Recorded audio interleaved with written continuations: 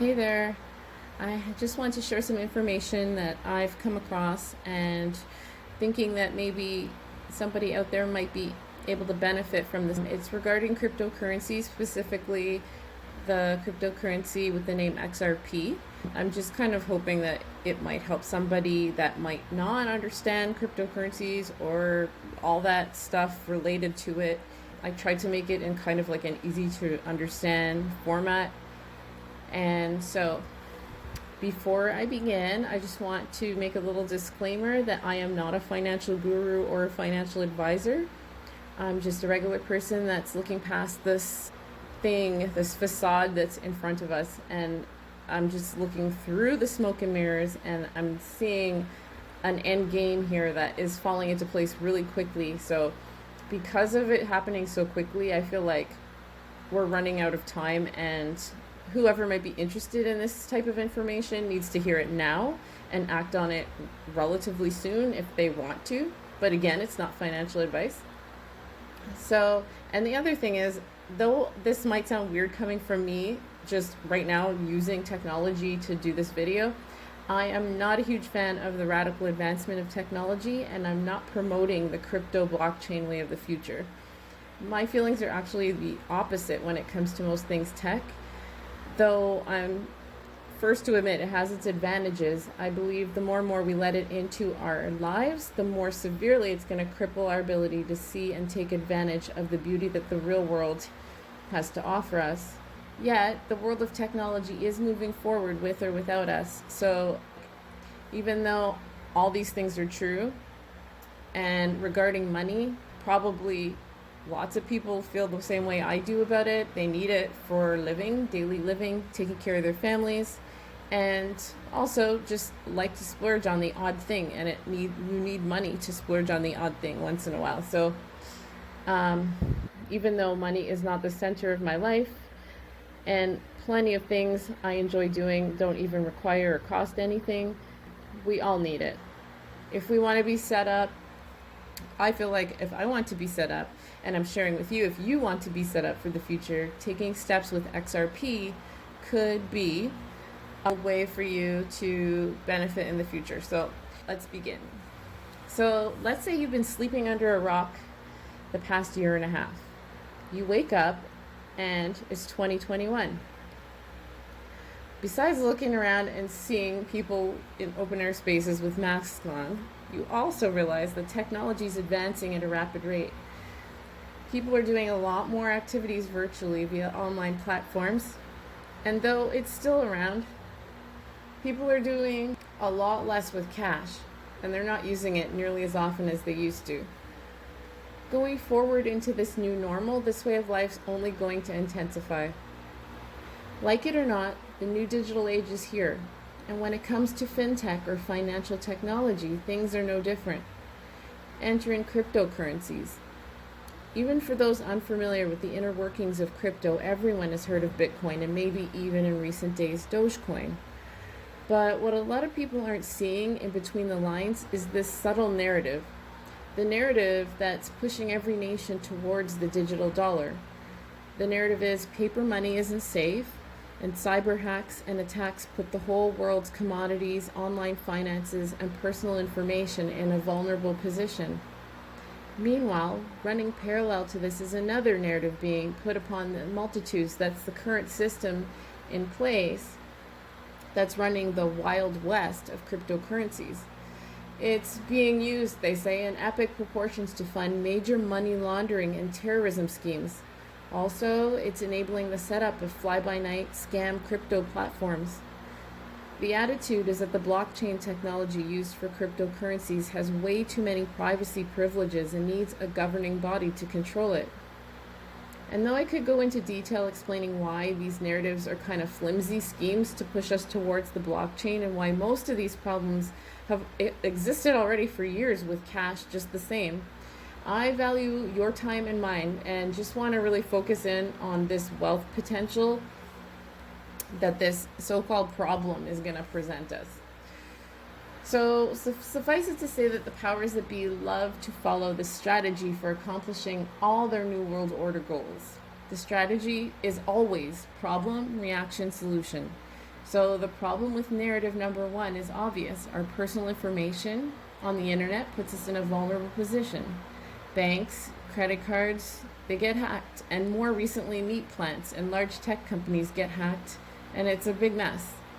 The reaction is that people start requesting a call for action from their governments to stop the threat. The solution is the government will come and save the day with a better, safer Internet of Things. With narrative number two, we have banks versus the people. The decentralized purchases of cryptocurrencies put the middleman out and regular everyday person in control of their own potential wealth. Where cryptocurrencies have created a Wild West atmosphere, this problem is going to force the governments to come up with a solution to the chaos of unregulation in the crypto space. Because clearly the people can't look out for themselves, right? These narratives are inching us closer and closer to a world where all currency and assets are going to be soon traded on the blockchain.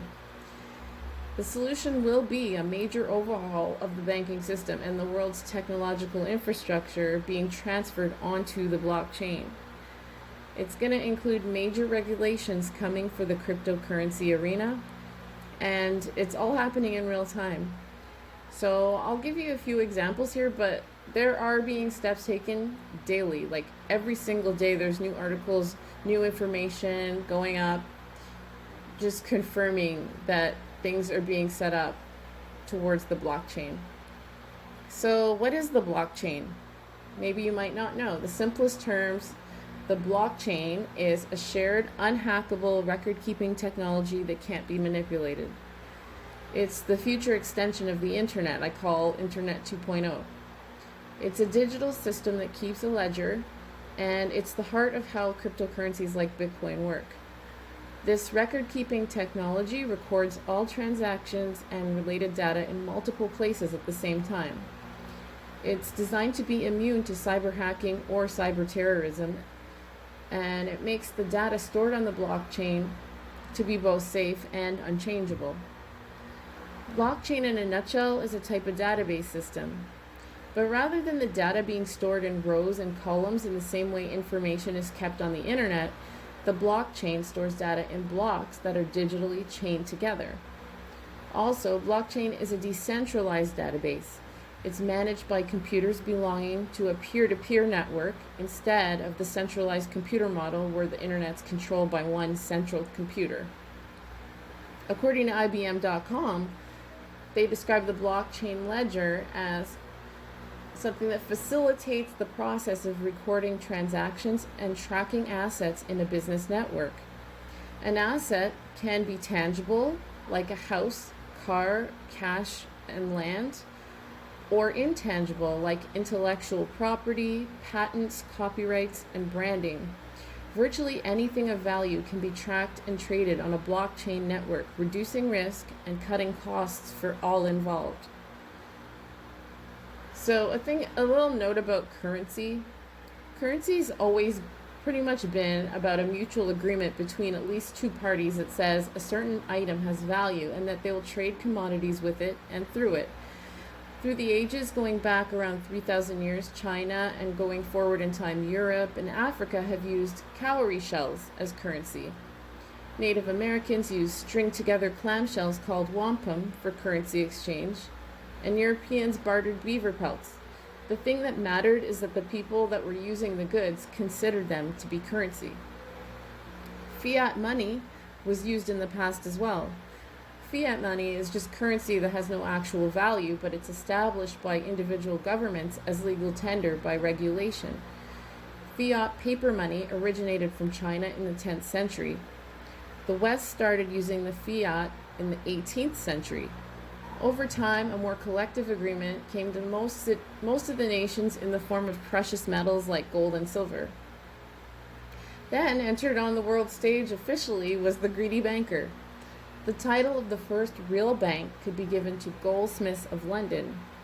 Back then, it was more a series of vaults that charged a fee for their services. People would deposit their precious materials into these vaults, and they'd be able to collect them. The offer to store the precious metals in exchange for a nominal fee was the beginning of the end, really, where banks and customers are concerned. The first bank to offer banknotes was the Bank of England, and at first those banknotes were promissory notes. You'd deposit cash into the bank and be offered a note to say that it was there. By 1900, the majority of the developed nations were linked to the international gold standard, where countries attached the value of their currencies to gold. Paper money overtook coinage, like copper, silver, and gold, as the primary means of exchange in 1933. By 1971, the US dollar was no longer backed by gold. So, like a really bad rerun, we're back to fiat. Fast forward over time, and we're still using banks to be the go-between with us and our money. This new digital shift in wealth will be absolutely the same thing. It will be no different. The banks will be in on it and will most definitely get their piece of the pie in the process. The narrative on the world stage is that bankers are wringing their hands in fear and hanging their heads in defeat over cryptocurrencies. People are being led to believe that the bank's financial control over humanity is somehow slipping through their fingers with the rise of crypto and its leave out the middleman, decentralized type of structure. And this couldn't be further from the truth. And Project Jasper tells the story. Project Jasper was an experiment carried out by the Bank of Canada from February 2017 to November 2019.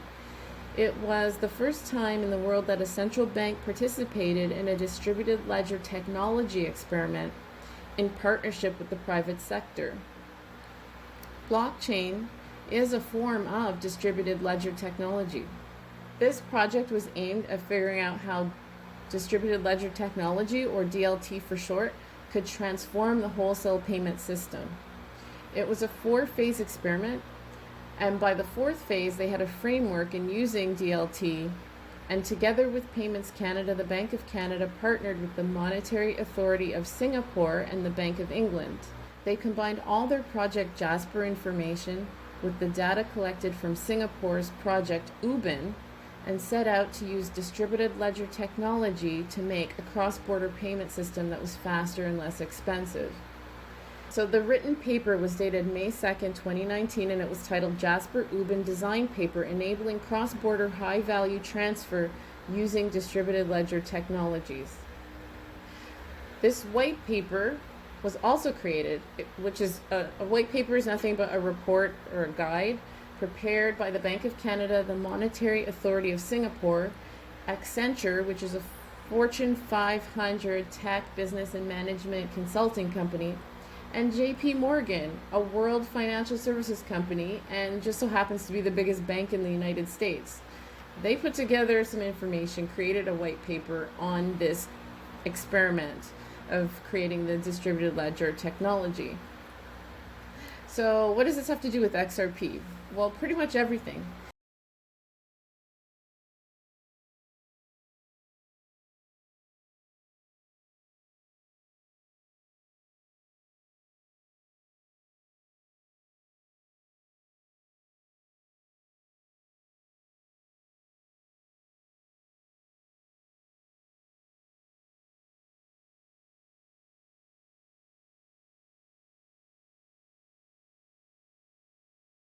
Before getting a grasp of what the cryptocurrency XRP really is, we need to cover Ripple. Who's Ripple Labs? Ripple Labs is a fintech or financial technology company that started in 2012. Essentially, the two main products they carry of use to large financial institutions are RippleNet, Xcurrent, and ODL, on-demand liquidity, which formerly was called XRapid. Both of these products are functioning on the blockchain. So RippleNet Xcurrent is a network for banks and service firms that help them to process cross-border payments. It works between two banks when they have pre-funding in a relationship already. RippleNet Xcurrent does not use the cryptocurrency XRP, just to be clear, to process their payments.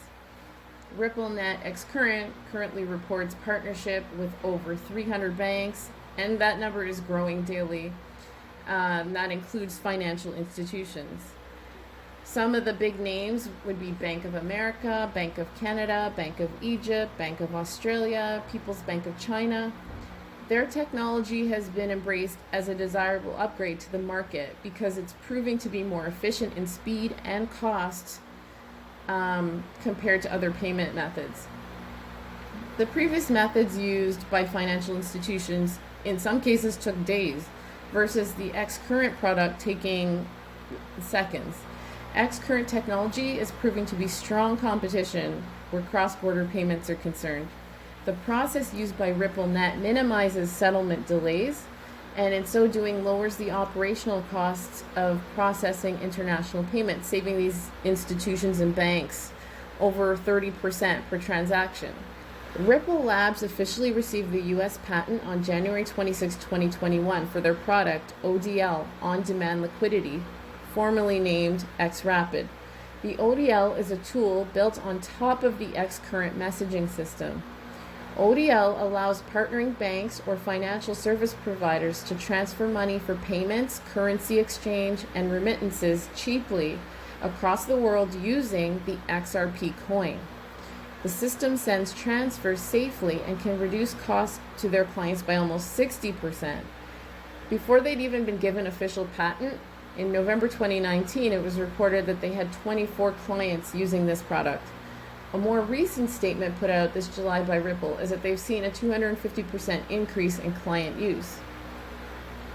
So, a remittance, for anybody who's wondering, is pretty much just when one person from one country is maybe living or working in another country and they're sending money back home.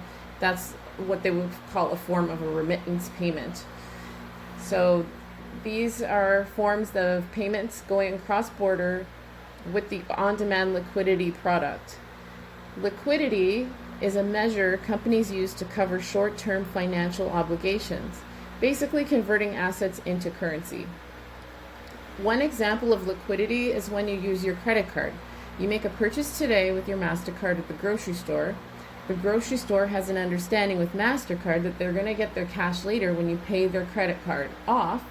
MasterCard has an understanding with you that you will pay for the goods at a later date, so you get the goods before they were actually technically paid for.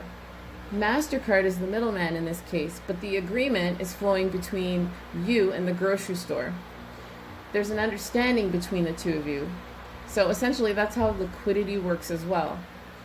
Existing RippleNet or X-Current clients can seamlessly use XRP for sourcing their liquidity or ODL in cross-border transactions instead of pre-funding. This convenient feature takes XRP currency and converts it into the client's currency, ensuring settlement within 3 seconds, lower exchange fees, and is a more efficient use of working capital because it frees up huge pools of money for the banks and financial institutions. So what is XRP? XRP is not just a cryptocurrency coin.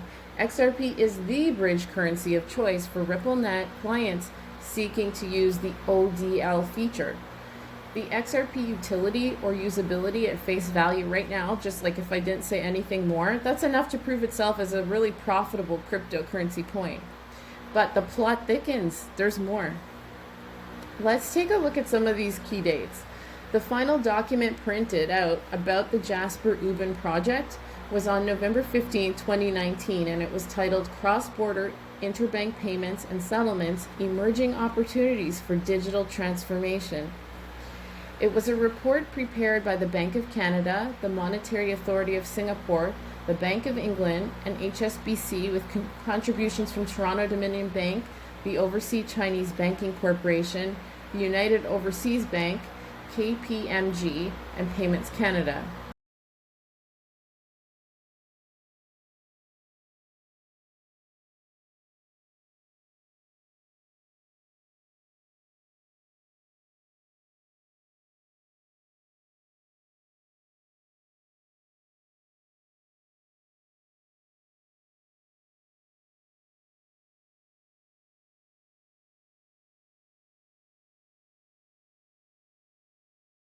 This report described the findings of the fourth phase of Project Jasper.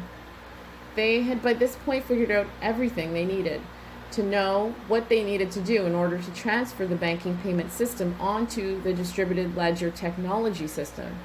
What's interesting is that only a little over a month later is when Ripple applied for patent of ODL, or on-demand liquidity. The filing date was December 19, 2019.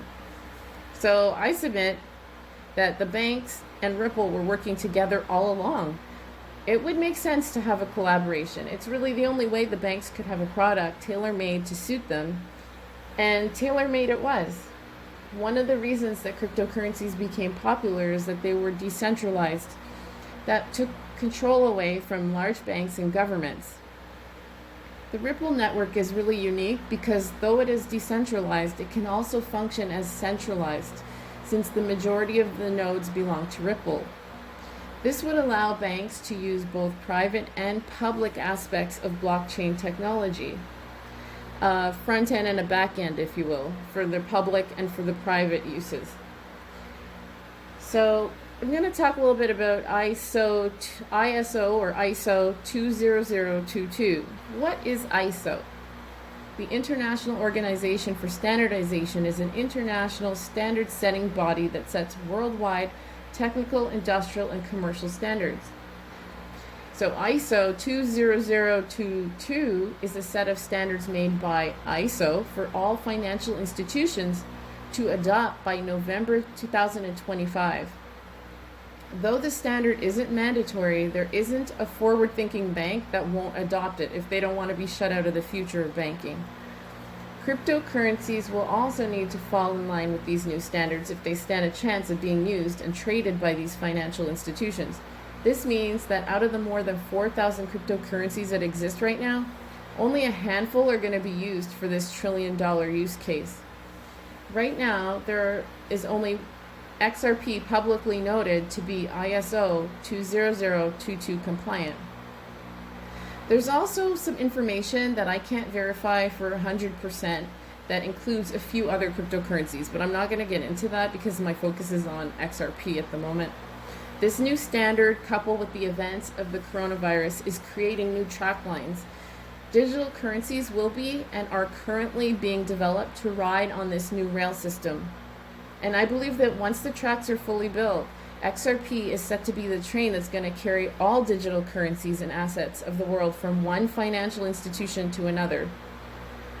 To add to that, in the fine details of the ODL patent, it states that XRP cannot only be used as a bridge currency for just banks and financial institutions, but also can be put in place for any exchange of value. So some examples: commodities, materials, bonds, stocks, securities, or other currencies. So this paves the way for literally any material to be traded virtually via XRP. Think lumber, or for commodities, think dairy, wheat, rice, potatoes. Literally everything is going to be exchanged digitally. The way it'll be traded is also suggested in the patent, as on-demand liquidity will be able to work from desktops, mobile devices, smartphones, personal digital assistants, laptops, tablets, virtual reality, and or augmented reality devices, including televisions as well. XRP is going to be the go-between currency recognized all over the world. So where does that leave XRP right now, and how much does one XRP cost? With all the use cases for XRP, this digital currency should be worth at least as much as any other major cryptocurrency, right? Well, no, not yet. Until cryptocurrencies are valued according to their utility or usability, Bitcoin's going to stay the leader in price point. XRP, though, is currently valued at the time of this writing at like 62 cents per coin. The data processing interface that was created, though, for Ripple has been set up to measure XRP in drops, meaning 1 XRP equals 1 million drops. So essentially, 1 XRP was designed to be broken up into 1 million units. This is a huge telltale sign, at least to me, that XRP was designed from the beginning to be worth much more than its present pricing. You wouldn't put something that's worth 60 cents to be designed to be broken up into a million pieces. It doesn't make any sense. It was designed to be worth much, much more than what it is right now. So one reason why XRP is priced so low at this moment in time is that Ripple Labs has been going through legal woes with the U.S. Securities and Exchange Commission, and when the dust settles, I believe XRP's value will go up substantially. Because of all of its future usability, it's going to continue to go up in value. Again, I'm not a financial advisor. This is not financial advice. But I would encourage you to do your own research and decide for yourself if XRP has wealth potential for you. I don't believe it will stay at this price for too much longer. I believe there's a purposeful effort to keep the value of XRP down. And once the major financial institutions have bought up this coin to their satisfaction, the price will suddenly skyrocket. So people might have some reasons why they may not want to get involved with buying XRP or cryptocurrencies in general. Maybe you can see that it's all leading to our demise as a society, and you don't want to play any part of it. I hear you, but the thing is, this is all going down with or without our consent. The framework has been laid down and the finishing touches are being put in place. The question isn't if, but it's more like when. And if you would rather be on the offensive side rather than the defensive side. So, why bother? Investing in prayer and tangible assets like nutritious storable foods and supplies for things like power outages, I would say, are the wisest investments to make possible. But coming right after that is investing in your future, because nobody really knows how far out their future may be, especially those who have no intentions of taking any future vaccines. However, it is always wise to have a plan. Investing savings into XRP, in my opinion, has serious wealth-making potential. When comparing it to fiat money sitting in the bank that actually is depreciating because of inflation, to me it's a no-brainer to put that money into something of future value. And when I compared XRP to other cryptocurrencies, XRP to me is a lot like Larimar. Larimar is a semi-precious stone that can only be mined in the Dominican Republic. And Bitcoin reminds me kind of like of diamonds that can be found in around 35 countries. Most people go after the diamonds, when, in my opinion, the real rarity and value is in the Larimar. Some may consider investing in cryptocurrencies as evil. The US dollar stands as the world's reserve currency and has the Eye of Horus reminding us who this world really belongs to for the present age. So either way, currency in any shape or form is not inherently evil. It's how you feel about it and what you do with it that makes a difference. I would suggest, if you love money, do yourself a favor and don't bother investing in XRP.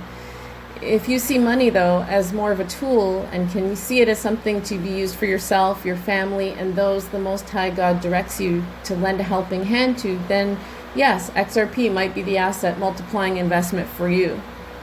The choice is yours. Time is running out. And just a couple of words before I go, and thank you if you've held on this far. If you do end up investing, say you look into it, you do your research, you feel like, yes, this is something I want to get involved in, I just want to leave you with just a couple of quick points and tips. 1, only invest what you're willing to part with, because like I say, I'm not a financial advisor and crypto is volatile. So there is no guarantee when it comes to crypto, and it's a lot like life. So if you want to do life on the safe side without any possibilities of failure, then do not choose cryptocurrencies to invest into. Number 2, buy and hold. Don't get scared and sell it off if things go downhill in like the near future. Do not fear. In due time, the asset will rise in value. So again, buy it and hold it. Do not sell it off. Number 3, put all your XRP investments in cold storage. It's a digital wallet that takes the currency off of the internet because cyber hacking is an imminent threat. Number 4, once it increases in value, consider turning it into more tangible assets.